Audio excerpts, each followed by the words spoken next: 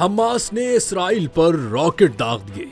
Qassam brigades ने साहिली Israeli शहर पर हमले किए। हमास के मुसल्लाह विंग अल कस्साम ब्रिगेड ने ऐलान किया है कि उसने अशदोद शहर पर रॉकेट हमला किया है। ग्रुप ने मजीद कहा कि यह हमला गजा की पट्टी में शहरियों को निशाना बनाने वाले इसराइली हमलों के जवाब में किया गया। इसराइली फौज का कहना है कि गजा से तकरीबन 10 प्रोजेक्टाइल फायर किए गए। फौज ने कहा कि गजा की पट्टी से इसराइली इलाके में दाखिल होने वाले 10 मिसाइलों की निशानदेही की गई और उनमें से ज्यादातर को कामयाबी के साथ रोक लिया गया। इसराइल ने मजीद कहा कि तफसीलात का फिलहाल जायजा लिया जा रहा है।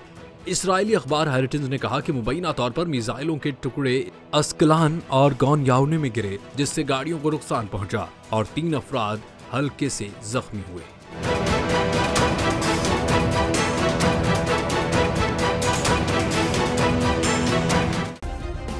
सब्सक्राइब करें और बेल दबाएं ताकि कोई खबर रह न जाए।